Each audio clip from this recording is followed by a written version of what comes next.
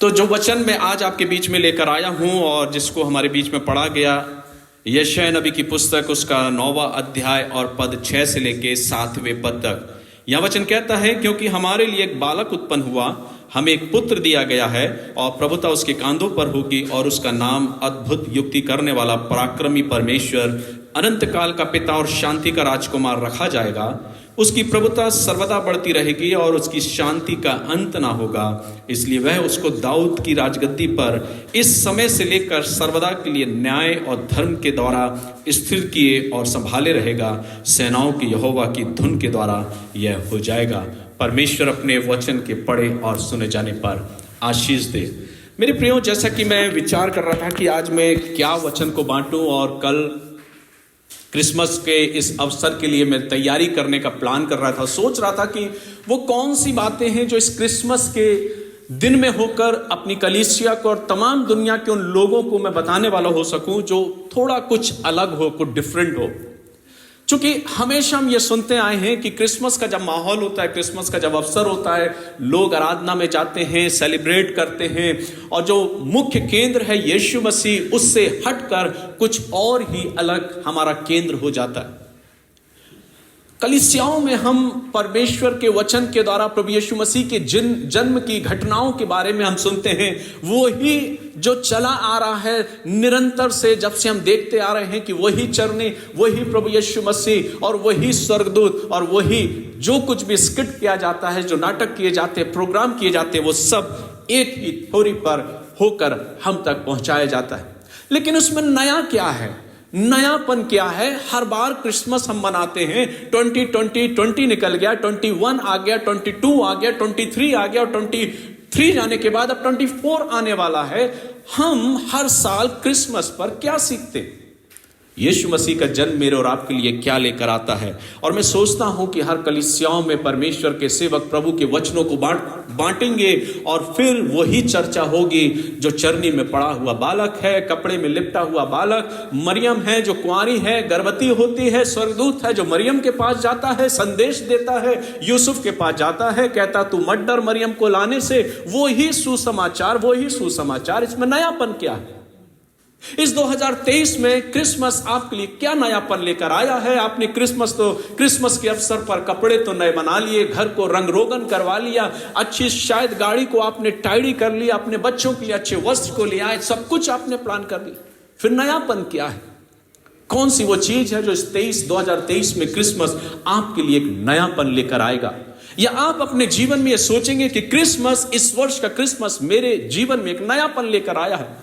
इन सब बातों को विचार कर रहा था और विचार करते करते मैं इतना थक गया कि मैं सो गया और मैंने कहा कि मुझसे नहीं हो रहा कि मैं क्रिसमस के इस अवसर पर आज की आराधना के लिए कुछ संदेश को तैयार करूं। नींद काफी आ चुकी थी, नींद आंखों में भर रही थी और मैं सो गया लगभग 11 साढ़े 11 के आसपास। और मैं सोने के बाद चूंकि मैसेज कोई रेडी नहीं था और अचानक 4 बजे मेरी नींद खुली और फिर मैं उठा और मैंने तुरंत उठते ही साथ प्रार्थना किया, प्रभु से प्रार्थना किया, क्योंकि मेरे जीवन में ये मैंने लागू किया, जितने बजे नींद खुलेगी सबसे पहले घुटने टेक कर प्रभु से प्रार्थना करना अपने बिस्तर पर, क्योंकि उठाने वाला वो प्रभु है। शायद वो विशेष उद्देश्य के लिए आपको उठाना है, वो बात करना चाहता है, आपसे मिलना चाहता है। और इसलिए उस समय मैं उठ गया और जाग गया और प्रभु को धन्यवाद दिया।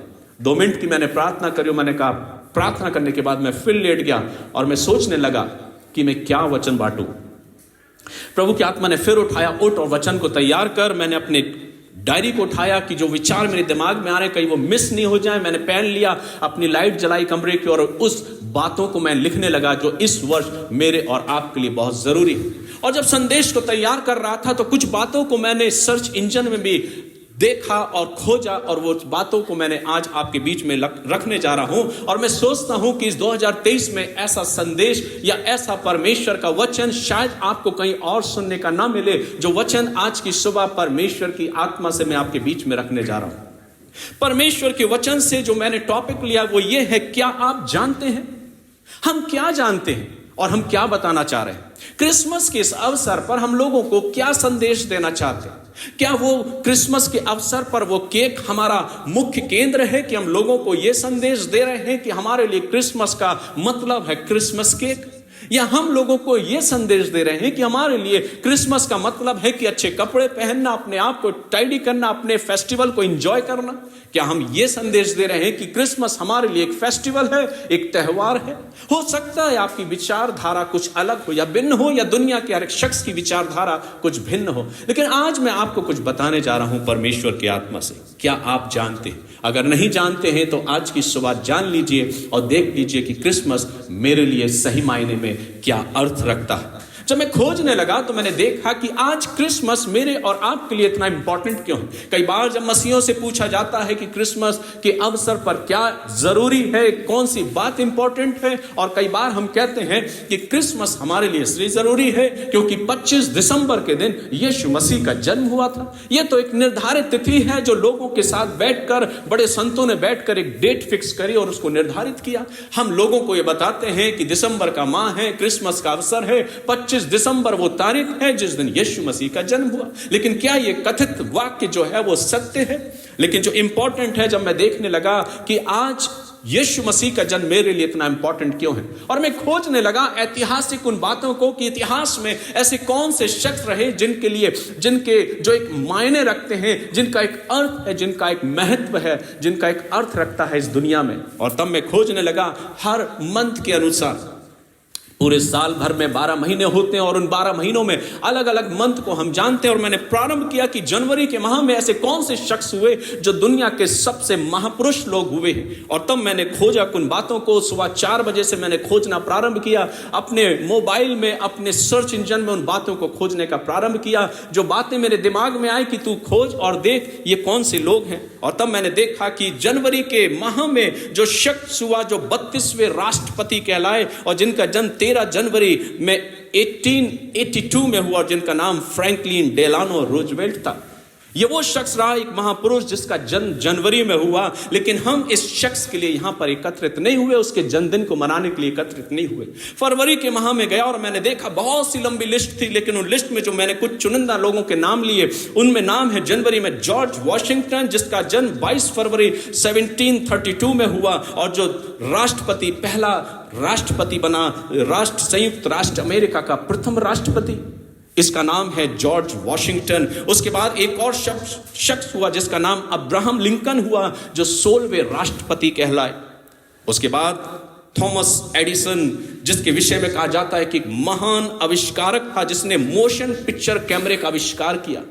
कैमरे में किस प्रकार से मोशन होता है, उस मोशन पिक्चर कैमरे का थॉमस एडिसन ने उसका आविष्कार किया। फोनोग्राफर को उसने आविष्कार किया। तापदीप प्रकाश बल्ब का उसने आविष्कार किया। टेलीफोन ट्रांसमीटर का वो जन्मदाता कहलाया। ये वो शख्स है जिसका जन्म फरवरी में आया।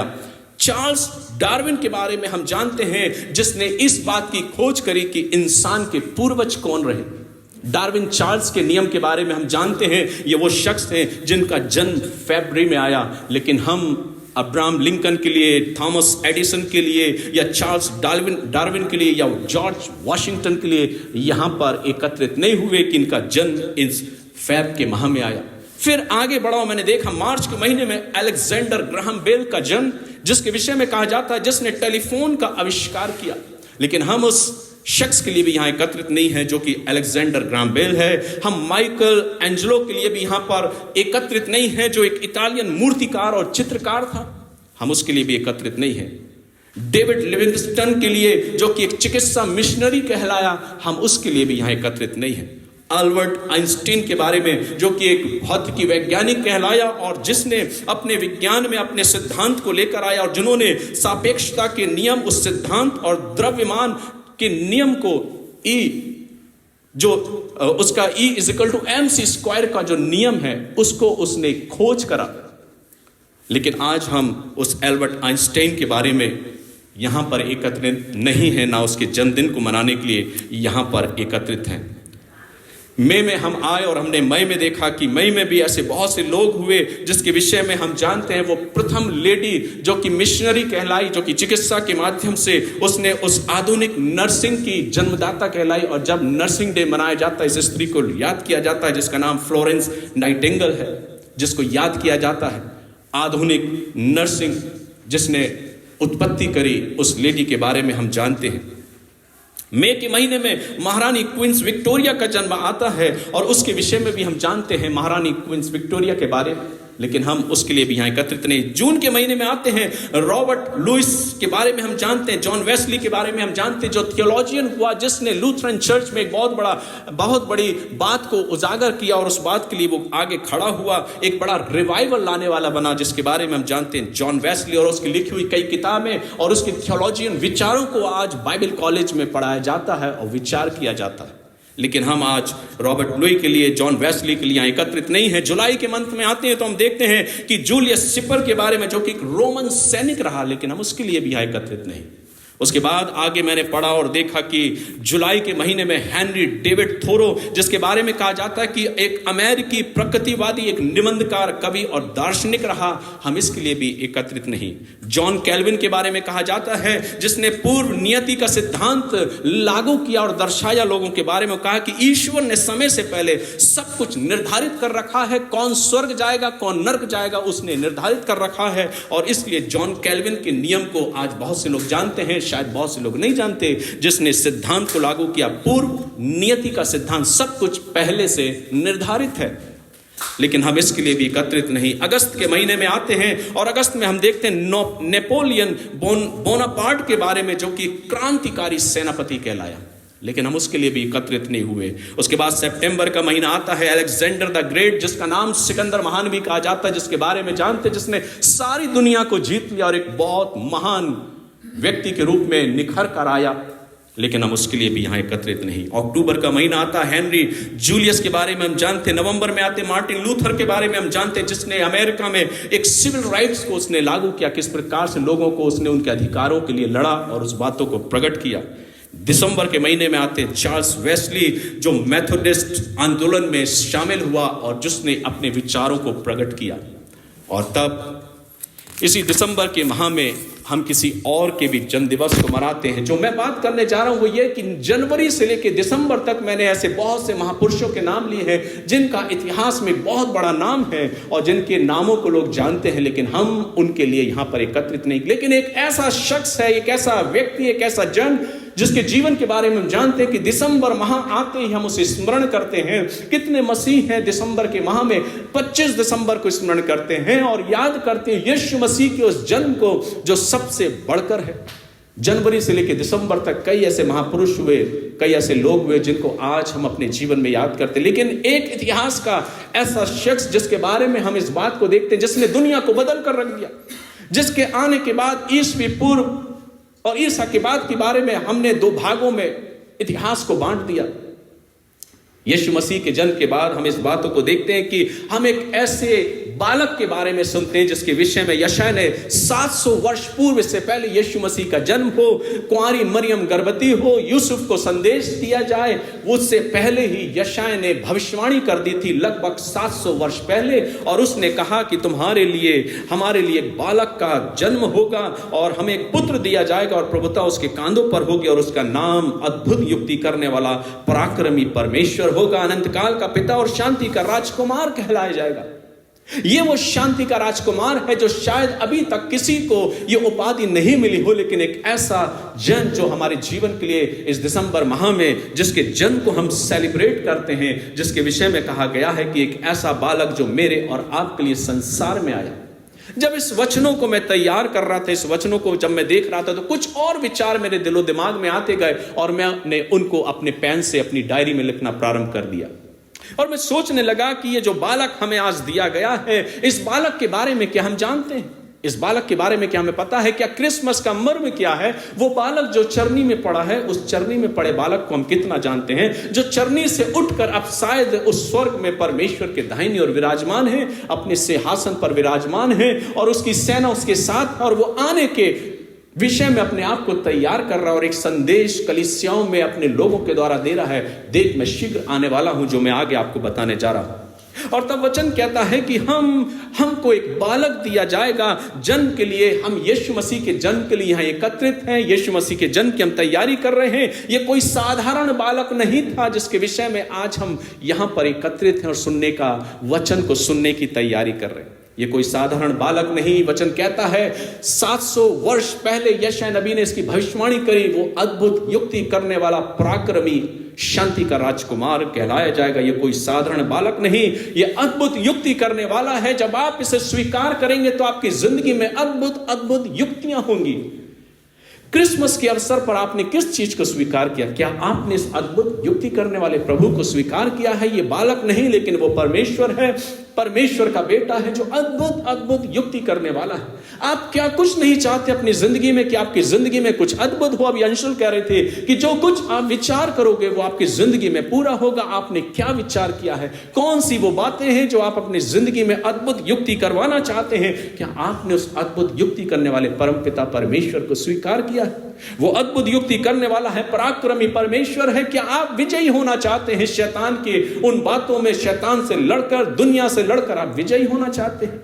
क्या आपने उस विजयी पराक्रमी परमेश्वर को अपने जीवन में स्वीकार किया है? क्या आप उस बालक को स्वीकार करना चाहते हैं जो अद्भुत युक्ति करने वाला शांति का राजकुमार पराक्रमी परमेश्वर है? क्या आप उस बालक को स्वीकार करेंगे?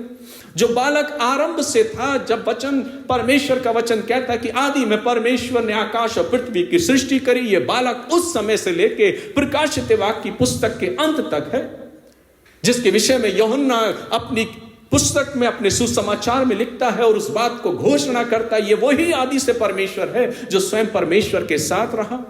और वो बालक के विषय में लिखता है, आरंभ से ये है, ये वो बालक है जो देशों की अभिलाषा है। आज दुनिया में सबसे ज्यादा मसीही लोग हैं और मसीही पर विश्वास करने वाले लोग हैं। आज ऑल कंट्रीज, सारे देशों में अगर देखें, सबसे ज्यादा मसीह से प्रेम करने वाले लोग पाए जाते हैं और सबसे ज्यादा दुनिया में आज मसीहों की संख्या है। अगर आप एक अनुपात निकालें सारे देशों का, तो मैं सोचता हूं हर एक देश में सबसे ज्यादा मसीही पाए जाते हैं। ये वो दिलों की चाहत है जो इंसान यीशु मसीह से प्यार करता है और यीशु मसीह को अपना मानता है, और वो उसके लिए एक अद्भुत युक्ति करने वाला और उसके लिए प्रेमी पिता है। ये वो शारोन का गुलाब है जिसकी खूबसूरती का जिक्र परमेश्वर का वचन अपने पुस्तक में करता है, जिसके विषय में सेवक कहता है वो शारोन का गुलाब है। ये वो बालक है जो भोर का सितारा, जिसके विषय में बाइबल बताती है वो भोर का सितारा है। ये वो बालक है जो लिली ऑफ वैली है, और उसके विषय में परमेश्वर का वचन बताता है ये दाऊद का वंश है। आगे वचन कहता है ये बैतलहम में जन्मा, नासरत में बड़ा हुआ, यरदन में बपतिस्मा लिया, मरुस्थल में चमत्कार किया, यरूशलेम के लिए रोया, गतसमनी में प्रार्थना किया। ये वो बालक है जो गलील के काना में गया एक भोज में, वहां पर दाखरस कम हो गया, मटकों में पानी भरा गया। उसने कहा ले जाकर पहले प्रधान को चखाओ। उसने चखा, उसने कहा ये तो पहले से भी उत्तम है। ये वो बालक है जिसने उस पानी को दाखरस में बदल दिया। आज मेरे और आपके लिए क्रिसमस का मायने क्या है? क्या आप इसे जानते हैं? या सिर्फ हम क्रिसमस केक में उलझे हुए हैं, अपने परिवार के साथ उस आनंद को फेस्टिवल के तरीके से मनाने में उलझे हुए? लेकिन क्या आप इस बालक को जानते हैं? ये वो बालक है जो बड़ा हुआ, उस चरनी में पैदा हुआ, लेकिन जब बड़ा हुआ तो किस तरीके से उसने काम किया। वचन कहता है बैतलहम में जन्मा, नासरत में बड़ा हुआ, यरदन में बपतिस्मा लिया, मरुस्थल में चमत्कार किए, यरूशलेम की तरफ देखकर वो रोया, गतसमनी में प्रार्थना किया। इस बालक ने पानी को दाखरस में तब्दील कर दिया। ये वो बालक हुआ जो बड़ा हुआ तो लंगड़ों को उसने चलना सिखाया, गुंगों को उसने बोली दी, अंधों को उसने आंखें दी, जो बहरे थे वो सुनने लगे, जो मृत थे उनको जीवित किया। जब वो याईर के घर में गया उसकी बेटी को चंगाई देने के लिए, जीवित करने के लिए, वो अपने शिष्यों के साथ, पतरस यूहन्ना उसके साथ है, वो कमरे में जाता है। याईर की बेटी के चंगाई देने के लिए उनके माता पिता को बाहर करता, लड़की से कहता है लड़की मैं तुझसे कहता हूं उठ बैठ, और तलीता कूमी कहता है, लड़की उठती है, आंखें खोलती है, माता पिता से कहता है इस लड़की को ले जाकर भोजन दो। ये वो बालक है जो उस चरनी से बड़ा होकर उस चरनी में पैदा हुआ, लेकिन जब बड़ा हुआ तो वो लोगों को जीवन दान देने वाला बना। वो लाजर की कब्र पे खड़ा हुआ, उसने कहा लाजर बाहर निकला, और तब लाजर उसकी आवाज को सुनकर बाहर आ जाता है। वो जब उस कुंड के पास गया और उस व्यक्ति से पूछा क्या तू चंगा होना चाहता है? उसने कहा मैं 38 वर्ष से रोगी हूं, यहां पे पड़ा हुआ हूं, कोई नहीं कि जब ये जल हिलाया जाए तो मुझे इसमें उतार दे। लेकिन यीशु ने कहा मैं तुझसे पूछता हूं क्या तू चंगा होना चाहता है?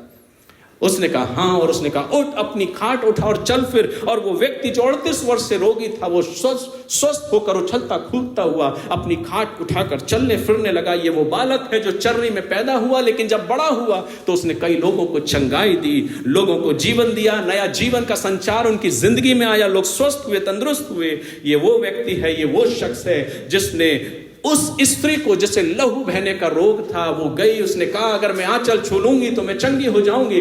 यीशु मसीह भीड़ में था, उसने आकर उसको छुआ, और जब छुआ तो वचन कहता है कि उसके अंदर से सामर्थ निकली जिसने उस स्त्री की चंगाई को, उसके अंदर की उस बीमारी को दूर कर दिया। वो रुका, उसने कहा किसी ने तो मुझे छुआ है।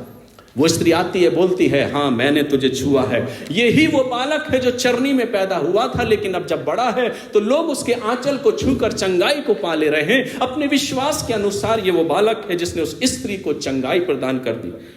ये वो बालक है जो चरनी में पैदा हुआ था, लेकिन जब कुएं पर बैठा है तो एक पापनी स्त्री उसके पास आती है और उसके जीवन का पूरा वृत्तांत बता देता है। तू 5 पति कर चुकी और जो अभी भी है वो भी तेरा नहीं है। वो स्त्री अपना मटका छोड़ती है और जाती है कि मुझे एक भविष्यवक्ता मिला है, मेरा जीवन बदल चुका है। जब फरीसी के घर में बैठा है, एक स्त्री आती है, अपने आंसुओं से उसके पैरों को धोती है, अपने बालों से पोंछती है और अपने अंगीकार को उसके सामने रखती है। वो उसके मन की व्याथा को पढ़ लेता और कहता है तेरा जितना था तेरा क्षमा किया गया। ये वो व्यक्ति है, वो बालक है जो चरनी में पैदा हुआ था लेकिन मनों को पढ़ने वाला बन गया। उसने उस स्त्री से कहा जा फिर से पाप मत करना। ये वो बालक है जो चरनी में पैदा हुआ, लेकिन जब मंदिर पे बैठा है तो कुछ लोग एक स्त्री को पकड़कर लाए जो व्यभिचार में पकड़ी गई थी, और उसने जमीन पर कुछ लिखना प्रारंभ किया और उसने कहा अगर तुम में से कोई नापाक हो वो पहला पत्थर उठाए। एक एक करके सब चले गए। उसने कहा जा मैं भी तुझ पे दंड की आज्ञा नहीं देता। ये वो बालक है जो चरनी में पैदा हुआ था, लेकिन दूसरों का न्याय करने के लिए, पैरवी करने के लिए खड़ा होता है और उस स्त्री को भी जाने देता और कहता जा फिर से पाप मत करना। वो खड़ा होता है लोगों के लिए। जब जक्कई उसके पास आता और बोलता मैं तुझे देखना चाहता हूं, और तब जक्कई से कहता उतर आ, जिसे नाम भी नहीं बताया गया था, जिसे कहा भी नहीं गया था कि जक्कई तुझे देखना चाहता है। लेकिन जब वो मिला तो बिना बोले ही उसने जक्कई के नाम को पुकार लिया, कहा उतर आ क्योंकि आज मुझे तेरे घर में आना है। ये वो बालक है जो चरनी में जन्म लिया, लेकिन आपके नामों को, आपके नाम को जानता है और आपको आपके नाम से, आपकी जगह से उठाना चाहता है। वो मत्ती की चुंगी की चौकी पर गया और मत्ती से मिला और कहा मेरे पीछे हो ले, और मत्ती उठा और यीशु मसीह के पीछे हो लिया। वो पतरस के पास गया, उसने कहा अपने जालों को छोड़ दे और मेरे पीछे हो ले। पतरस उसके पीछे हो लिया। उसके बाद तमाम सारे लोगों को उसने बुलाया। ये वो बालक है जो एक एक करके उस भीड़ में से अपने 12 शिष्यों को चुनता है और कहता है तुम में से एक है जो मुझे पकड़वा देगा। ये वो बालक है जो चरनी में पैदा हुआ, लेकिन जब बड़ा हुआ तो लोगों के जीवन के बारे में उसने लोगों को बता दिया और सारी बातों को उसने लोगों के बीच में प्रकट किया। ये बालक गलील के काना में जब जाता है पानी को दाखरस में तब्दील कर देता है। कफरनहूम में जब जाता है तो याईर के घर में जाकर बेटी को जीवित कर देता है। आगे कहता है ये वही बालक है जो चरनी में यीशु मसीह के जन्म की रीति से हम मनाते हैं कि एक बालक चरनी में पैदा होगा। ये वो बालक है जिसने अद्भुत कामों को किया है। क्रिसमस के बारे में हम भूल नहीं सकते। अगर हम यीशु मसीह को भूल गए, अगर उस बालक को भूल गए, तो हम अपने जीवन में उस मोक्ष को भूल जाएंगे, जो अनंत जीवन, जो इटर्नल लाइफ, जो मोक्ष, जो उद्धार इंसान को चाहिए। शायद वो उद्धार, वो मोक्ष हमें प्राप्त नहीं हो पाएगा। मुझे खुशी है आज कि मैं और आप इस क्रिसमस के अवसर पर चरनी में पैदा हुए यीशु मसीह के जन्म दिवस को मना रहे हैं, लेकिन आप उसे कितना जानते हैं? क्या आप जानते हैं वो यीशु कौन है जो चरनी में पैदा हुआ? और इतनी बड़ी बातें मैंने आपके सम्मुख रखी कि वो बालक अब बालक नहीं, लेकिन जब बड़ा हुआ तो उसने अद्भुत कामों को किया। और उसने उस चरनी में जब वो आया तो चरनी में वो पैदा हुआ। वो चरनी मुझे बचा नहीं पाई, लेकिन उस चरनी में जो पैदा हुआ बालक है उसने मुझे बचा लिया, मेरे पापों से मुझे क्षमा दी और एक अनंत जीवन मुझे प्रदान किया, जिससे मुझे खुशी हुई। वचन कहता मरियम और यूसुफ उसे मंदिर में ले गए, लेकिन वह मुझे मंदिर में भी बचाने के लिए तैयार है। जब हम कलीसिया में आते हैं, चर्च में आते हैं, वचन कहता है कि कलीसिया और चर्च में बैठकर लोग बचाए जाते हैं और प्रभु उन्हें बचाना जानता है। आज आवश्यकता क्या है मेरे प्रियों की? 42 पीढ़ियों के बाद यीशु मसीह का जन्म हुआ और 42 पीढ़ियों के बाद यीशु मसीह जब इस संसार में आया तो वचन कहता है 9 माह के उस संपूर्ण प्रसव के दौरान 9 माह के बाद यीशु मसीह का जन्म हुआ। उसने चरनी में जन्म लिया, बैतलहम के गौशाले यहूदिया के बैतलहम में उसका जन्म हुआ। एक छोटी सी चरनी में उसका जन्म हुआ। स्वर्गदूतों ने गीत गाया, वे स्वर्गदूत बड़े आनंद का सुसमाचार उन घरणियों को सुनाते हैं। स्वर्गदूत यूसुफ के पास जाते, कहते तू मरियम को अपने घर लाने से मत डर। वो मरियम से बोलते हैं, देख परमेश्वर का अनुग्रह तुझ पर हुआ है, तू गर्भवती होगी और तुझे एक पुत्र उत्पन्न होगा, तू उसका नाम यीशु रखना। वो अपने लोगों का उनके पापों से उद्धार करेगा। वो बालक जब पैदा हुआ, वचन कहता है 9 माह के प्रसव के बाद यहूदिया के बैतलहम में वो पैदा हुआ। उस छोटी सी चरनी, छोटी सी गौशाला में स्वर्गदूतों ने गीत गाया, मजूसियों ने भेंटों को चढ़ाया। उन्होंने अपने खजाने को खोला और जो सबसे बेहतर उत्तम पदार्थ था, जो खजाना था उनका, उन्होंने यीशु मसीह के कदमों में लाकर अर्पित कर दिया। और उसके बाद वचन कहता है कि उन्होंने बालक की प्रशंसा करी और उसकी प्रशंसा करते वहां से लौट गए। वचन कहता है कि वो दिन ब दिन बड़ा होता गया और जैसे जैसे वो बढ़ता गया, अब उसे चलना था उस कफरनहूम की गलियों में नहीं, नासरत की गलियों में नहीं, यरूशलेम की गलियों में नहीं, लेकिन अब उसे चलना था कलवरी की राह पर। जब वो बड़ा हुआ तो कलवरी की राह पे चलने के लिए तैयार हुआ, क्योंकि उसका जन्म ही इसलिए हुआ था। जो कफरनहूम, जो गलील में, जो सारपत में, जो सूर और सैदा में घूमा फिरा, जो मरुस्थल में रहा, जिसने चंगाइयां की, अद्भुत काम किए, अब वो तैयार हो चुका था कि अब उस कलवरी की राह पर वो चले। और वचन कहता है, परमेश्वर का वचन बताता है, जब इन बातों को मैं पढ़ रहा था तो मैंने इस बात को देखा कि वो बालक की प्रशंसा करने से आज मुझे रुकना नहीं है मेरे प्रियो। वो बालक सिर्फ इसलिए एंजॉय मत करिए, इसलिए फेस्टिवल की तरीके से मत मनाइए। जैसे आज कितने मसीह हैं जिनके लिए क्रिसमस 25 दिसंबर एक फेस्टिवल है। हम मसीह विश्वासियों के लिए क्रिसमस एक फेस्टिवल नहीं, हमारी जिंदगी में तो एवरीडे एक फेस्टिवल है। एवरी सेकंड हमारे लिए क्रिसमस है, हर पल हर क्षण हमारे लिए क्रिसमस है कि यीशु मसीह चरनी में नहीं पर हमारे दिल में पैदा हुआ है। हम उन मसीहों में से नहीं हैं, हम उन ईसाइयों में से नहीं हैं जो इंतजार करते हैं दिसंबर का कि दिसंबर आएगा, हम आनंद करेंगे, क्रिसमस को सेलिब्रेट करेंगे। हम वो मसीह हैं जिनके दिल में हर दिन यीशु मसीह पैदा होता है, हर दिन यीशु मसीह उनकी जिंदगी में रहता है। वो यीशु मसीह मेरे और आपके जीवन में है।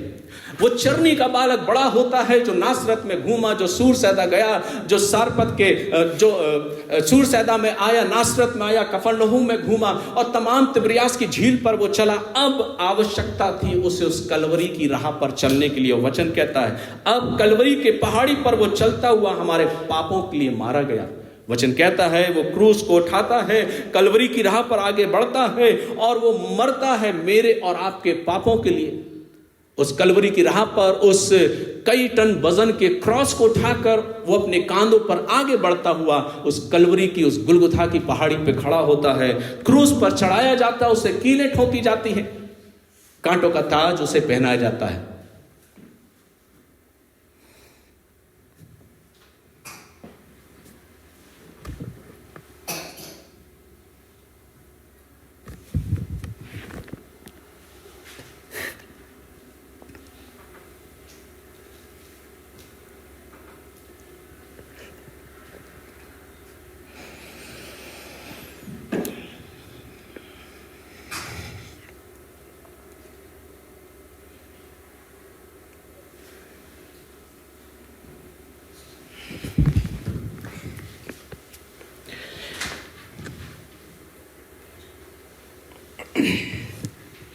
कांटों का ताज, हाथों में कीलें, क्रूस पे टंगा हुआ यीशु मसीह जब बलिदान होता है वो मेरे और आपके लिए, कि हम इस क्रिसमस को मना सकें, हम उस क्रिसमस के केक को काट सकें, हम उस कपड़ों को अच्छे से अच्छे कपड़ों को पहन सकें। क्रिसमस आज आपके लिए सही मायने में क्या है? वचन कहता है कि वो कलवरी के क्रूस पर चढ़ा मेरे और आपके लिए, भाले को खाया मेरे और आपके लिए, कीलों को ठुकवाया मेरे और आपके लिए, और हम मना रहे हैं प्रभु यीशु मसीह के जन्म को।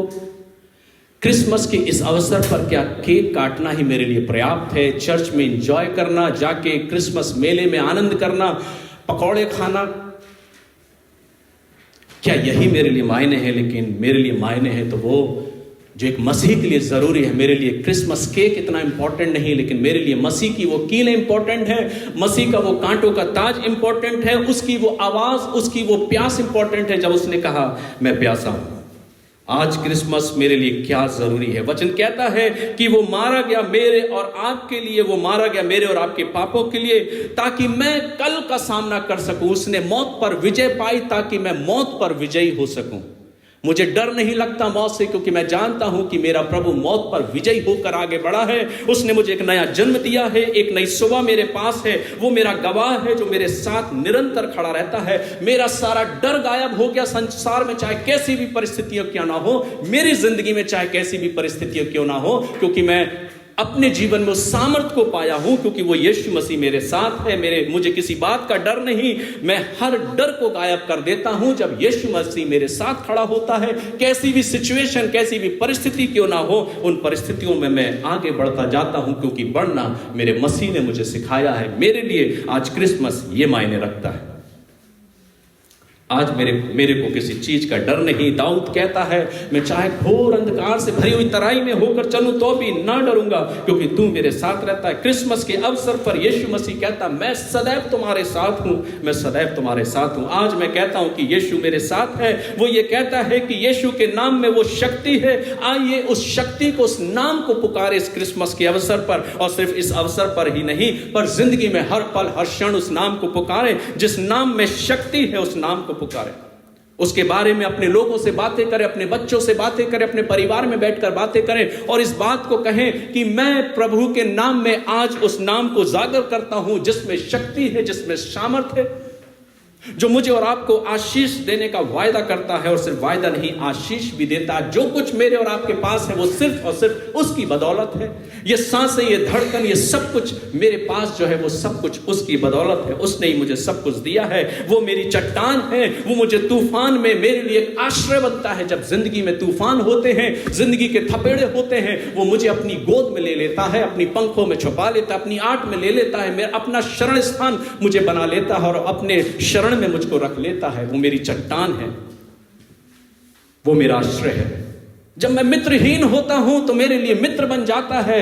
यीशु कैसा दोस्त प्यारा, वो मेरे लिए मित्रहीन के वक्त में मेरा मित्र बन जाता है। वो मेरा दोस्त कहलाता है। वो मेरा पिता बन जाता है, मेरी माता बन जाता है। वचन कहता है वो ईश्वर जो एक लौता बेटा है, खुदावंद प्रभु यीशु मसीह जो मेरे और आपके लिए परमेश्वर का एक लौता बेटा बनकर आता है। वो परमेश्वर का बेटा था, लेकिन अब जब आया तो वो मरियम का बेटा कहलाया जाता है, यूसुफ का बेटा कहलाया जाता है, मरियम का बेटा कहलाया जाता है, यूहन्ना और यहूदा का बड़ा भाई कहलाया जाता है। मत्ती उसे राजा की रीति से प्रकट करता है, मरकुस उसे पीड़ित सेवक की रीति से व्यक्त करता है, लूका उसे एक महान चिकित्सक की रीति से व्यक्त करता है।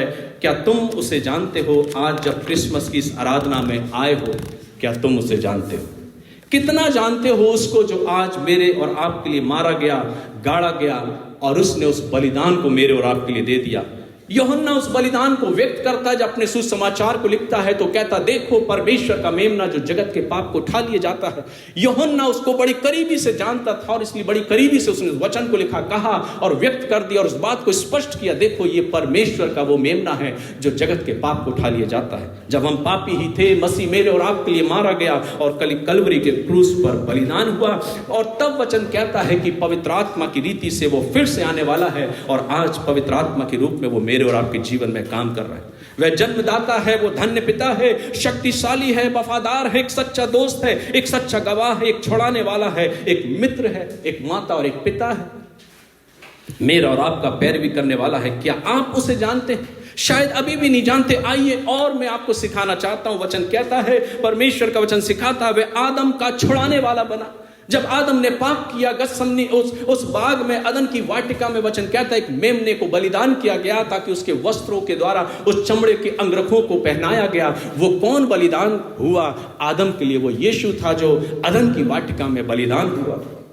अब्राहम का बलिदान, वो कहता कि अब्राहम अपने बेटे इसहाक को लेकर बलिदान करने जाता है। वो प्रतीकात्मक दृश्य जो यीशु मसीह का है, जो अब्राहम का बलिदान है, जो नूह का जहाज है, जो जहाज में आ जाएगा वो बच जाएगा। ये वो नूह का जहाज है जो उस समय में व्यक्त किया गया। नूह से कहा गया तो एक जहाज बना। ये वही यीशु मसीह है जो नूह के जहाज की रीति से प्रकट हुआ।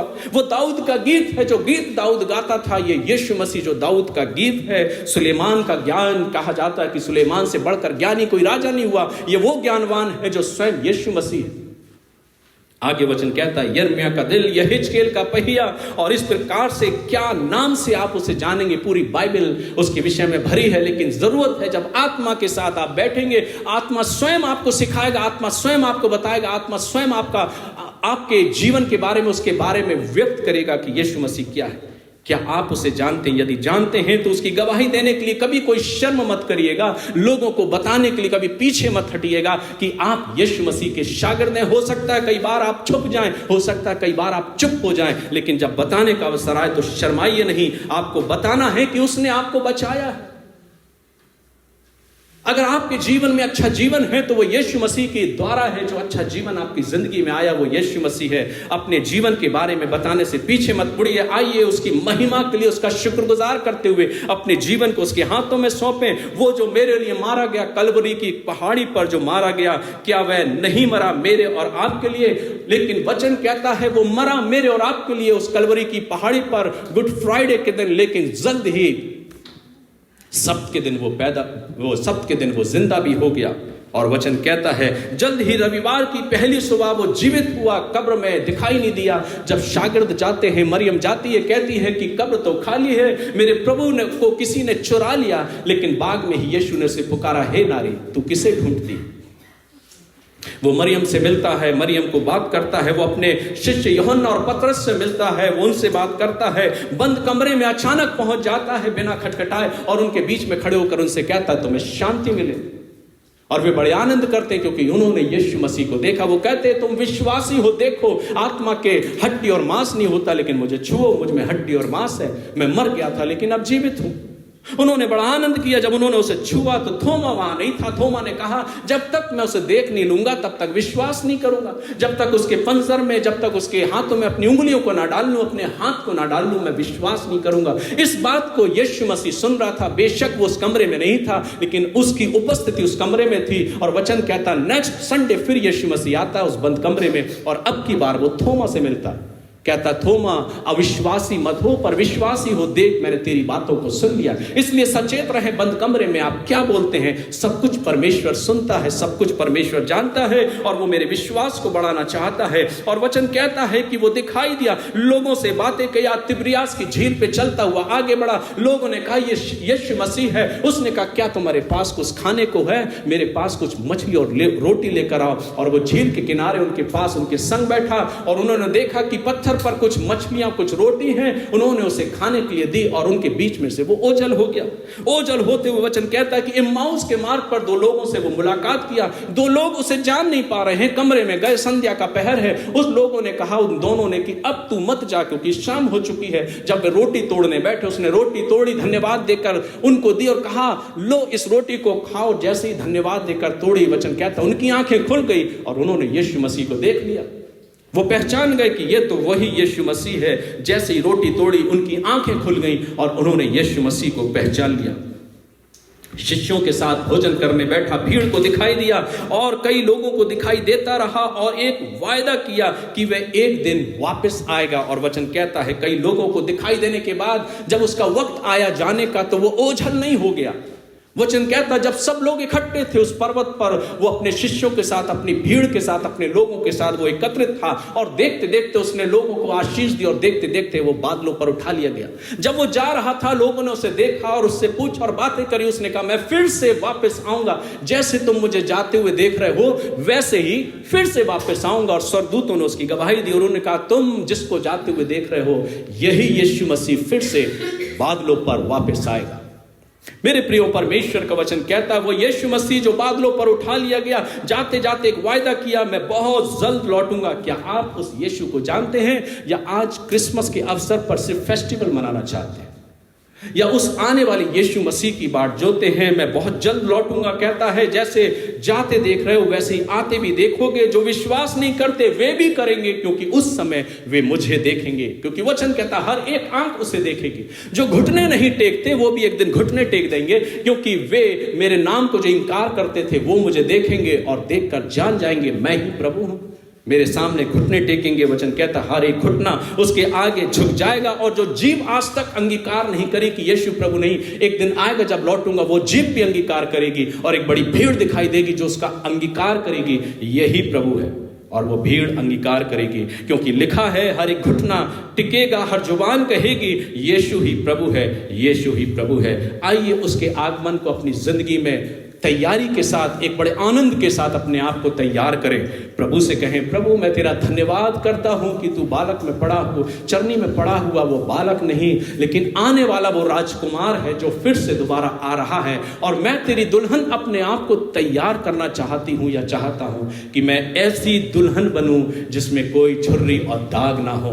क्रिसमस के इस अवसर पर हो सकता है अच्छा मेकअप हम कर ले, अच्छा अपना फाउंडेशन हम लगा ले, लेकिन वचन कहता है, परमेश्वर का वचन, मैं अपनी दुल्हन को अपनी रीति से तैयार करूंगा कि उसमें एक भी झुर्री और दाग नहीं होगा। बेशक वे बुजुर्ग हो जाएंगे, बेशक वे लोगों की दृष्टि में बुजुर्ग दिखाई देंगे, लेकिन मेरी दृष्टि से वे नौजवान कहलाएंगे, क्योंकि मैं उन्हें अपनी आत्मा से परिपूर्ण करूंगा। उनके बाल तो पकते रहेंगे, लेकिन उनके पहरुए कभी नहीं कांपेंगे, उनके जो कंधे हैं वो कभी नहीं झुकेंगे, क्योंकि मैं अपनी दुल्हन को एक ताकत दूंगा, सामर्थ दूंगा। मेरा तेज उन पर होगा, मेरी रोशनी उन पर होगी। वो मेरे उस बगीचे के, उस बाग के फूल कहलाएंगे, क्योंकि मैं उन्हें अपने लहू से सींचूंगा, मैं उन्हें तैयार करूंगा, अपने ब्यारी का वो पौधा बनाऊंगा जिसके लिए मैंने जल नहीं पर अपने लहू को सींचा है, और वो मेरे लहू से सींचे जाएंगे, क्योंकि वो मेरे बाग के पौधे कहलाएंगे, फूल कहलाएंगे।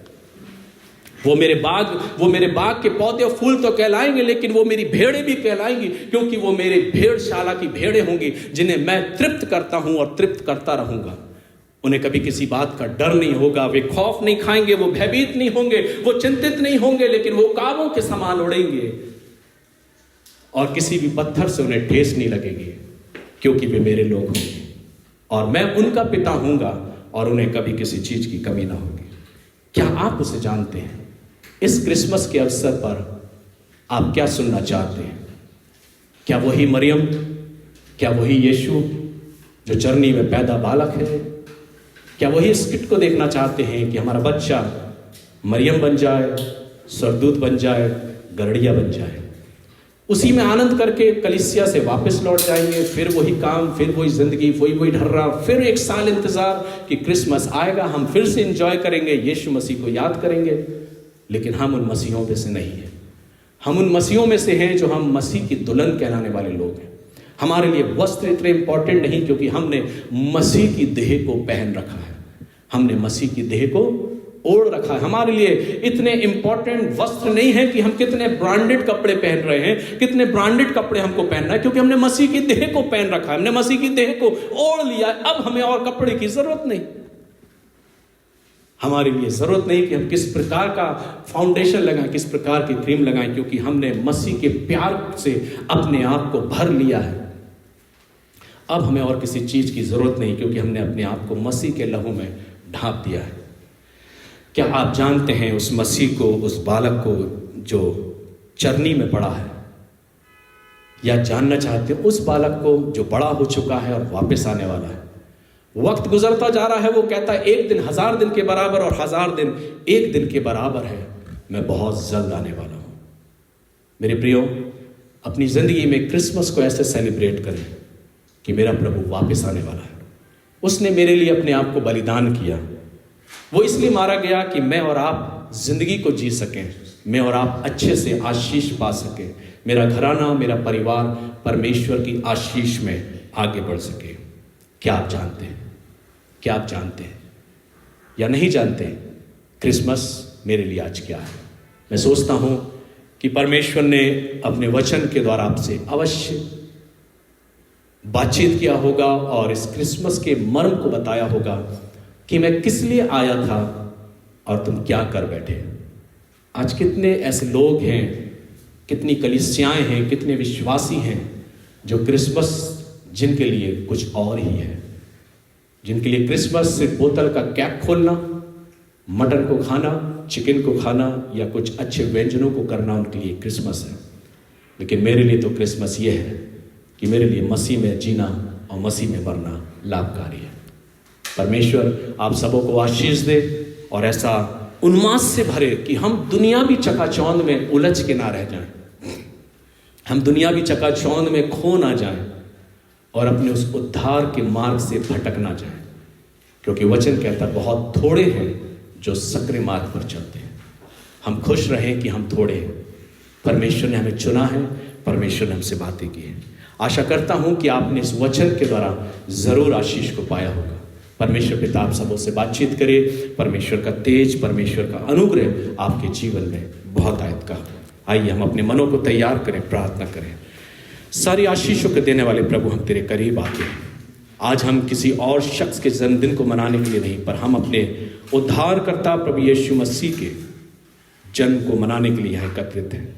प्रभु आपकी प्यारी कलीसिया को, आपकी देह को प्रभु, जो आपकी देह है, आपका अंग है प्रभु, आप में लाते हैं। और हम अपने आप को उपस्थित हर एक जन प्रभु अपने जीवन को आप में जोड़ते हैं। आपका अनुग्रह हमारे साथ हो, आपका तेज हमारे साथ हो। हमारे लिए आनंद इस बात का है कि हम मसीह में जीवित रहते हैं और मसीह मुझ में जीवित है। हम इस बात में खुश होते हैं कि हम मसीह को पहन चुके हैं, मसीह को ओढ़ चुके हैं। परमेश्वर आप हम सबों को अपनी आशीष प्रदान करें। हम खुश हैं कि हम आपके जन्म दिवस को बड़े आनंद के साथ मनाते हैं। आपका अनुग्रह और आपकी आशीष हमारी इस प्यारी कलीसिया पर, उपस्थित बच्चों पर, परिवारों पर, बहनों पर, माताओं पर, भाइयों पर, सब पर होने पाए। जब यहाँ से जाए उन्माद और आनंद से भरकर जाए। लोगों को बताने वाले हो क्रिसमस का मतलब क्रिसमस केक नहीं, पर क्रिसमस का मतलब मसीह ही है जो जल्द आने वाला है और हम उसकी बाट जोते हैं। मांगते दुआ हमारे उद्धार का तो त्राण करता और फिर से जल्द आने वाले यीशु नासरी के नाम से, परमेश्वर पिता, परमेश्वर पुत्र, परमेश्वर पवित्र आत्मा के द्वारा, आमीन।